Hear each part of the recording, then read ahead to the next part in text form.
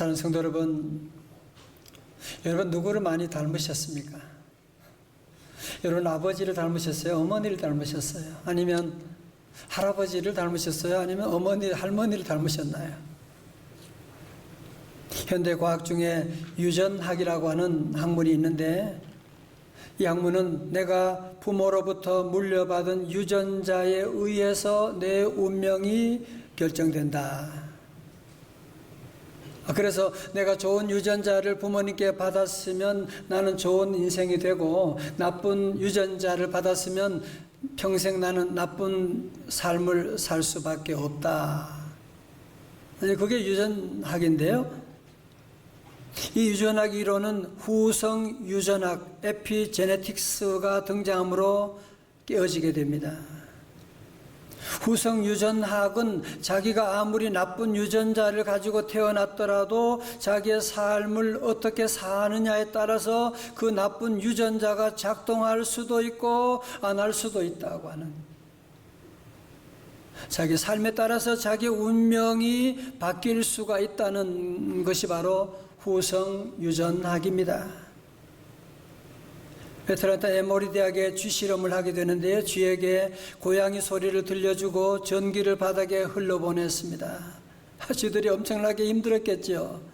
그렇게 한 열흘 한 다음에 유전자 검사를 해보았더니 놀라지 마십시오, 유전자가 변해 있는 거예요.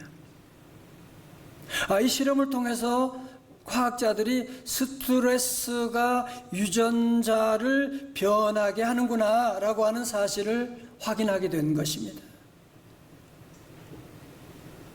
이것이 바로 후성 유전학입니다. 여러분, 그런 의미에서 우리의 삶 가운데 아무리 좋은 유전자를 받았고 나쁜 유전자가 중요한 것이 아니라 우리의 삶 가운데 받는 이 스트레스라고 하는 것이 얼마나 우리의 삶에 많은 영향을 미치는지. 지금 현대 사회를 삼불 시대다 그렇게 말하지 않아요? 불안, 불만, 불신 시대다. 그런데 그 가운데서도 어떤 환경에도 감사하지 못하는, 늘 이 불만족하는,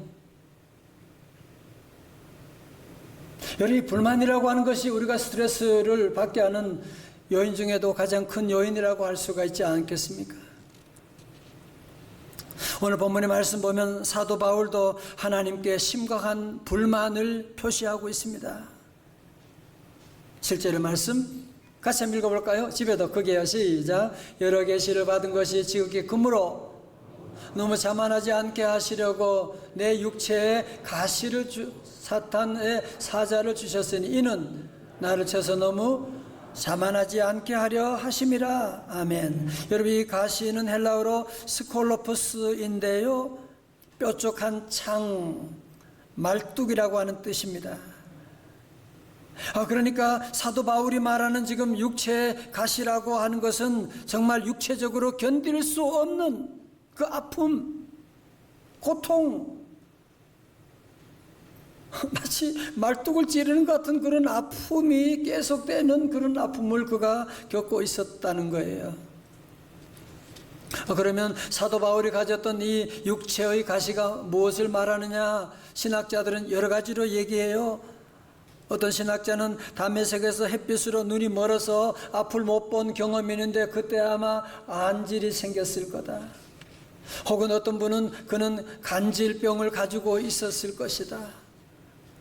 여러 가지 말하지만 분명한 한 가지 사실은 무엇이냐면 아주 만성 고질적인 질병이었다는 사실입니다. 자, 사도 바울은 중요한 삶 가운데 그의 중요한 것은 이 고통의 문제를 풀기 위한 방법 1단계로 그는 하나님께 간절히 기도했습니다. 이제 8절에 나오지요. 이것이 내게서 떠나가게 하기 위하여 내가 몇 번, 3번 주께 간구하였더니. 자, 들어보세요. 사도 바울이 목회하면서 육체의 이 가시 때문에 정말 목회를 못하겠는 거야. 아니, 그리고 뭐 남의 병도 고치고 기도하면 병도 고치고 응답받는다 그러는데 지 병은 못 고치고 있으면서 그러면 믿음 약한 사람들이 볼 때는 사도 바울을 어떻게 보겠냐 말이죠. 그러니까 사도 바울이 하나님 나 이 가시 때문에 목회 못 해먹겠어요. 제발 좀 이 가시를 속히 좀 빼주세요 라고 그는 하나님께 기도합니다. 하나님께 기도했는데 응답이 없어요. 아니 히스기야는 기도하자마자 하나님이 즉각적으로 응답하셨는데 오늘 바울에게는 응답이 없어요. 2번 기도에 응답이 없고 그래도 사도 바울은 포기하지 않고 다시 하나님께 나아가서 그는 기도하기 시작했거든요. 우리 예수님도 겟세마네 동산에서 할 수만 있으면 이 잔을 내게서 지나가게 하옵소서 3번씩이나 기도했는데 바울도 주님께 간절히 3번 기도했다. 물론 3이라고 하는 것은 숫자적인 3만은 아니겠지요. 그죠? 그는 간절히 하나님께 그렇게 기도했다는 겁니다. 그런데 기도했는데도 불구하고 어떻게 해요? 그의 고난은 여전히 떠나가지 않고 육체의 그 가시는 고쳐지지 않고 계속 그에게 머물러 있는 겁니다. 그런데 너무 놀라운 것은 기도하는 가운데 위로부터 하나님의 음성이 들리게 된 거예요. 우리 9절의 말씀 또 같이 한번 또 읽어요. 9절 시작. 나에게 이르시기를 내 은혜가 네게 족하도다. 이는 내 능력이 약한 데서 온전하여짐이라 하신지라. 그러므로 도리어 크게 기뻐함으로 나의 여러 약한 것들에 대하여 자랑하리니 이는 그리스도의 능력이 내게 머물게 하려 함이라. 아멘. 하나님께 기도하고 기도했는데 하나님의 응답이 무엇입니까? 내 은혜가 너에게 족하다라고 하는 말씀. 육체의 가시는 제거해 주지 않으면서 그냥 그 가시 안고 살아가라. 여러분 말은 멋있는 것처럼 얼핏 보이지만 그러나 이런 황당한 응답이 어디 있습니까? 내가 그렇게 기도했는데 아니 그것도 무슨 나를 위한 기도가 아니라 내가 주의 나라 위해서 그렇게 기도했는데도 불구하고 하나님의 응답은 내 은혜가 네게 족하도다. 뭐 기도에 달라진 게 뭐가 있어요? 아무런 달라진 게 없단 말이에요. 무슨 변화가 하나도 보이지 않잖아요 지금. 여러분 그런데 주변의 상황은 아무것도 바뀌지 않아요. 육체의 가시는 그대로 있어요. 그러나 사도 바울 안에 내적인 변화가 일어나게 된 겁니다. 뭐예요? 하나님 이 가시가 그전에는 그냥 가시로만 보였는데 이것 때문에 나는 목회 못해 먹겠다고 생각했는데 도리어 하나님의 음성을 듣고 내 은혜가 네게 족하도다. 이 가시가 하나님의 은혜의 통로였구나라고 하는 사실. 내가 도리어 약한 그때에 하나님의 놀라운 능력이 내게 임하게 되는 것이구나라고 하는. 내가 이 가시 덕분에 내가 교만병에 걸리지 않은 거야 라고 하는 사실을 그가 깨닫게 된 것이거든요. 이것이 바울이 고통을 풀기 위한 방법 2단계로 은혜로 해석입니다. 우리 성도들 대부분 기도 참 열심히 하고 기도 안 하는 분 누가 있겠어요? 그런데 우리의 기도의 내용들을 우리가 잘 분석해 보면 때로 하나님 나 이거 힘들어요. 나 이거 아파요. 하나님 우리 집안에 이런 아픔도 문제들을 우리가 하나님께 내려놓고 하나님 우리 집엔 이것도 없잖아요. 하나님 이 인간은 언제 데려가실까 봐서 여러분 이런 기도도 전혀 나쁜 것은 문제가 되는 건 아니지만 우리의 기도가 8절에 머물러 있으면 안 돼. 8절에 머물러 있으면 안 되고 우리의 기도가 하나님의 말씀 듣고 응답받고 어디로 가야 돼요? 9절까지 가야 돼요. 내게 있는 이 가시 그냥 이게 가시가 아니구나. 하나님의 은혜였구나 내가 약할 때 더 강함 갖게 되는 하나님의 놀라운 축복이구나. 내가 이 가시 때문에 내가 교만할 수 있는 사람임에도 불구하고 이 가시 덕분에 내가 하나님께 무릎 꿇게 되었구나.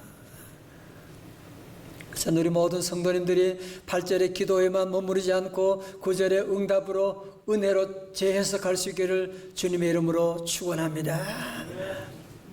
사실 저도 최근에 고린도후서 12장의 말씀, 내 은혜가 네게 족하도다, 이 말씀 참 많이 묵상했습니다. 이 말씀 읽으면서 많이 울었습니다. 코로나가 이렇게 계속되는데 우리 성도들이 교회에 나오고 싶어도 마음대로 나오지 못하는 이런 아픔 하나님 보고 계십니까? 성도들이 전혀 없을 때는 그냥 카메라만 보고 외치고 나갈 때 정말 울면서 말씀을 전할 수밖에 없는 하나님은 어느 때까지입니까? 하박국이 물어봤던 것처럼 하나님은 어느 때까지입니까? 근데 하나님의 응답이 내 은혜가 네게 족하도다. 제게는 족하지 않아요, 하나님. 저는 부족하다니까요, 하나님. 이게 무슨 하나님의 은혜가 무슨 언제까지 이러실랍니까? 아무래도 아픈 자녀, 또 어려운 가운데 있는 자녀가 더 관심이 가고 또 뭐라도 더 보내고 싶은 그런 마음이 또 생기게 되지 않습니까? 우리 하나님도 마찬가지거든요. 우리 하나님은 나는 강하다, 나는 잘났다, 큰 소리 치는 사람 우리 하나님은 무시하세요. 그런 사람, 성경에 사용된 사람 한 사람도 없지 않습니까? 하나님께 나가서 나는 약합니다, 나의 약점을 인정하고 하나님께 무릎 꿇고 나가게 됐을 때 우리 하나님의 그리스도의 놀라운 능력이 내게 머물게 되는, 그래서 우리는 약할 때 더 강함이라고 하는 가시의 역사를 말할 수 있는 것 아닙니까? 물도 높은 곳에서 낮은 곳으로 흐르게 되잖아요. 여러분, 하나님의 은혜도 교만한 자에게 올라가는 것이 아니라 겸손한 자에게 흘러내려오는 것입니다. 야고보 4장 6절에 말씀합니다. 그러나도 큰 은혜를 주시나니 다같이요 그러므로 일러스되 하나님이 교만한 자를 물리치시고 겸손한 자에게 은혜를 주신다 하였느니라. 아멘. 여러분, 이탈리아의 토스카니니, 그가 세계적인 명지휘자가 된 배경 들어보신 적이 아마 있으실 거예요. 토스카니는 원래 첼로 연주자였는데 아주 18세 교향악단 단원이 되었대요. 근데 문제는 근시야. 시력이 너무너무 안 좋아. 악보를 도저히 볼 수가 없는 거예요. 그러니까 그는 아예 그냥 악보를 그냥 외워버리는 거예요. 그리고 연주할 때 내 악보만 본다고 되는 거 아니잖아요. 다른 사람 악보도 봐야 되니까 다른 사람 악보까지 다 그냥 다 외워버리게 됐습니다. 1886년 로시 오페라단이 브라질에서 오페라 아이다를 공연하고 있을 때였습니다. 연주를 앞두고 지휘자가 나타나지 않는 거예요. 기다려도 나타나지 않는 거, 시간은 다 돼가는데. 그래서 급하게 대원들 가운데서 지휘할 수 있는 사람을 찾다가 의논한 결과 토스카니니를 지명하게 됐습니다. 왜? 토스카니는 모든 악보를 다 외우고 알고 있으니까. 여러분, 그래서 토스카니니가 처음으로 지휘를 시작했으며 어렵지 않게 그 모든 곡을 잘 소화하고 연주를 마치게 되었고, 이 일이 바로 토스카니니가 세계적인 지휘자로 발돋움할 수 있는 계기가 되었다는 겁니다. 여러분 보십시오. 근시라고 하는 것 때문에 나는 아무것도 못한다 라고 할 수 있을지 모르지만 그것을 하나님의 은혜로 받아들여서 근시이기 때문에 도리어 가능한 일이 아니겠습니까? 그는 이렇게 나중에 간증합니다. 어려울 때 힘이 되신 하나님께 감사합니다. 좋은 환경이 아니라고 불평하지 마십시오. 좋은 환경만이 좋은 결과를 가져오는 것은 아닙니다. 아담은 에덴 동산과 같은 좋은 환경에서도 타락하지 않았습니까? 하나님께서는 우리가 어려울 때일수록 가까이 오셔서 우리를 보호해 주시고 힘이 되어 주십니다.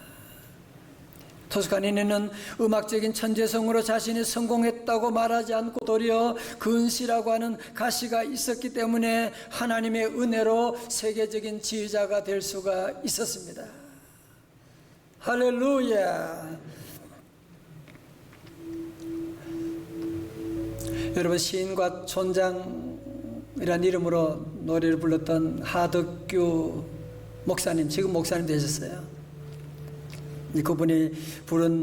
그분이 작사하고 작곡하고 부른 가시나무라고 하는 노래 여러분 아시지요? 내 속엔 내가 너무도 많아 당신의 쉴 곳 없네 내 속 여러분, 쉴 곳을 찾아서 지쳐가지고 쉴 곳 찾아서 날아온 어린 새들도 가시에 찔려서 날아가게 되고 쉴 곳을 찾아서 집에 달려온 사랑하는 가족들, 자녀들, 아내, 남편에게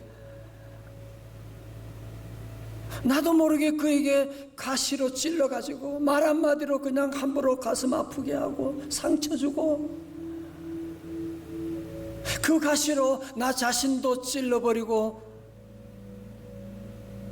그런 아픔이 더해지는 일이 얼마나 많습니까? 사랑하는 성도 여러분, 오늘 이 시간 우리가 이 가시 문제를 해결해야 되는 이유가 바로 여기에 있는 것입니다. 가시 문제가 해결되지 않는 사람은 계속 이 가시를 가지고 쉴 곳을 찾아 지쳐 날아온 어린 새들도 찔려 가시에 찔려 날아 내가 잘하려고 그랬는데 왜 내가 내가 잘한다고 해서 우리 자녀들 그랬는데 자녀들은 상처받았대. 사랑하는 성도 여러분, 우리가 이 문제를 오늘 해결해야 돼요. 사랑하는 사람을 찌르고 나를 찔러대고 심지어 우리 예수님마저도 모실 수 없는 당신의 쉴 곳 없네. 주님마저도 우리 안에 쉬지 못하도록 다시 우리 주님마저도 우리가 가시면류관을 씌우고 있는 그런 우울을 계속 범행하고 있지 않습니까? 사랑하는 성도 여러분, 가시 없는 사람 없습니다. 그 가시가 멀리 있는 것이 아니라 우리 가장 가까운 데에 있습니다. 그 가시가 나 육체적인 질병일 수도 있고 재정적인 어려움일 수도 있고 그 가시가 사랑하는 가족일 수도 있습니다. 정말 말할 수 없는 여러 가지 많은 아픔일 수가 있습니다. 성도 여러분, 언제까지 그 가시로 사랑하는 사람을 계속 찌르고 회사 가서 또 찔러대고 자기도 모르게 찌른다니까요. 말 한마디들이 찔러지게 되고 피 흘리고 집안이 전쟁터가 되어버리는 이런 일이 생기게 되고 우리 예수님은 우리가 찌른 그 가시 멸류관 쓰시고 우리의 모든 허물을 대신하여 십자가에 돌아가시고 가시 멸류관 이후에 주님은 부활의 영광으로 일어서지 않으셨습니까? 사랑하는 성도 여러분, 그럼 우리 모두가 우리에게 있는 여러 가지 어려운 문제 사도 바울처럼 기도할 수 있어요. 하나님, 이 가시 제거해 주세요. 이거 빨리 좀 풀어주세요. 그래도 그 가시가 떠나지 않는다면 우리 성도들은 구절로 옮겨가셔야 돼요. 이것이 하나님의 은혜였구나. 하나님의 은혜가 내 안에 지금 충만하게 역사하구나. 이번 주간에 말씀 적용 과제로 2가지 드립니다. 첫 번째로, 언제까지 여러분이 이 가시 때문에 가시를 무시하고 그러면서도 가시를 가슴에 안고 쉴 곳을 찾아 날아온 우리 사랑하는 자녀들, 이웃들, 교우들에게 찔러대는 그런 삶을 살아가시겠습니까? 이번 주 수요일부터 시작되는 우리 특별 새벽 집회, 여러분의 모든 가시들, 문제들 주님께 다 내려놓으세요. 하나님, 이 가시 제거해 주세요. 아니면 하나님, 이 가시를 보는 영적인 눈을, 은혜의 눈을 제게 허락하여 주옵소서. 두 번째로, 우리 성도들이 이번 한 주간, 아니 앞으로 여러분이 사는 날 동안에 어떤 가시를 맞닥뜨릴 때마다 오늘 사도 바울이 받았던 기도의 응답, 하나님의 은혜구나 하는 거야. 내 은혜가 네게 족하도다. 저도 이거 오늘 그냥 설교하는 거 아니거든요. 저도 오랫동안 1년 동안 실험하고 여러분께 말씀드리는 거예요. 저도 여러분만큼 많은 어려움들, 힘든 일 많이 경험할 때 이 말씀을 눈물로 하나님께 고백했어요. 하나님이 때로는 응답이 이해가 되지 않는 그럴 때 내 은혜가 족하다고 하는 하나님 말씀 붙잡고, 하나님 아멘입니다. 내게 주어진 이 어려움 지금은 받아들일 수 없지만 주님 말씀하시니 주님의 은혜입니다. 믿습니다. 감사합니다. 할렐루야 고백하게 될 때 찾아온 것이 뭐예요? 기쁨이 찾아오는 거예요. 또 찾아온 게 뭐라고요? 하나님의 놀라운 능력이 찾아오게 되는.